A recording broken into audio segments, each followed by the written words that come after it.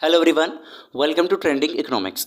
इस वीडियो में हम माइक्रो इकोनॉमिक्स का बेहद इंपॉर्टेंट टॉपिक डिस्कस करेंगे जो एग्जाम में अक्सर आ जाता है। ठीक है, माइक्रो इकोनॉमिक्स का टॉपिक है जिसको बोलते हैं मुद्रा की मांग यानी डिमांड ऑफ मनी। आखिर हम मुद्रा की मांग क्यों करते हैं? कीन्स के अनुसार मुद्रा की मांग का अभिप्राय मुद्रा की उस राशि से है जो लोग अपने पास तरल यानी नगद मीन्स कैश के रूप में रखना चाहते हैं। आप भी रखते होंगे। ऐसा क्यों करते हैं अभी हम इसमें देखेंगे।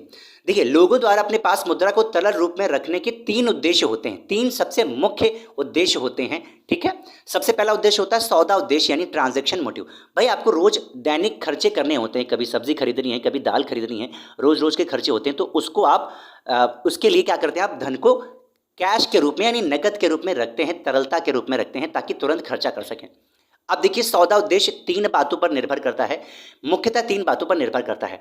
सबसे पहला जो बात है वो है आय तथा रोजगार का स्तर। आप जिस देश में रहते हैं वहां पर आय का स्तर कैसा है, रोजगार का स्तर कैसा है। आय का स्तर अच्छा होगा तो आप ज़्यादा मांग करेंगे क्योंकि महंगाई होगी ना, महंगाई में एम्प्लॉयमेंट होगा। अब जब एम्प्लॉयमेंट होगा तो आपको रोजगार अच्छा मिलेगा, पैसा मिलेगा तो आप खर्चा भी करेंगे। यही चीज़ है कि आपका आय तथा रोजगार पर भी सौदा उद्देश्य जो होता है ट्रांजैक्शन मोटिव वो निर्भर करता है। दूसरा है आय प्राप्ति की प्रवृत्ति, यानी आपको जो आय प्राप्ति हो रही है क्या वो रोज प्राप्त हो रही है। अगर रोज प्राप्त हो रही है तो थोड़ा थोड़ा खर्चा करेंगे आप, थोड़े तरलता की आवश्यकता पड़ेगी।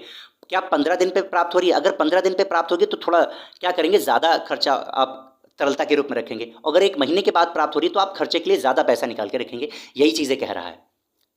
अगला जो तीसरा है वो कह रहा है व्यय की अवधि यानी स्पैन ऑफ एक्सपेंडिचर।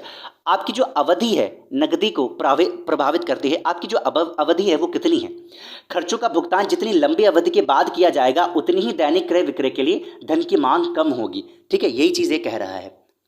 इसके बाद दो और उद्देश्य हैं। पहला हमने देख लिया कौन सा मोटिव, जो आपका सौदा उद्देश्य होता है। अब दूसरा होता है दूरदर्शिता उद्देश्य यानी प्रिकॉशनरी मोटिव। इसका मतलब क्या है, आप देखते हैं कब बीमारी आ जाए, कब दुर्घटना हो जाए, मृत्यु हो जाए, बेकारी हो जाए। ठीक है, इन सब के लिए हम क्या करते हैं, पैसे अपने पास तरलता के रूप में रखना चाहते हैं, या रीति रिवाज जैसे मुंडन हो गया सर, या फिर शादी हो गया, इनके लिए पैसे जो हम बचा के रखते हैं, इसके लिए जो पैसा बचा के रखते हैं उसको हम प्रिकॉशनरी मोटिव बोलते हैं, दूरदर्शिता उद्देश्य कहते हैं। ठीक है, और अंतिम प्रकार का जो होता है उसको बोला जाता है सट्टा उद्देश्य।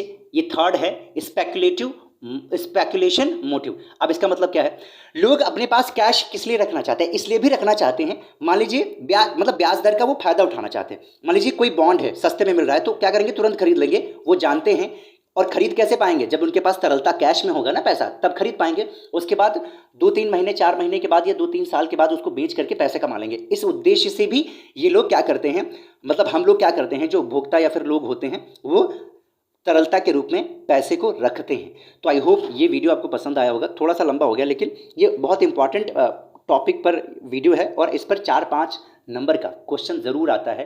ठीक है।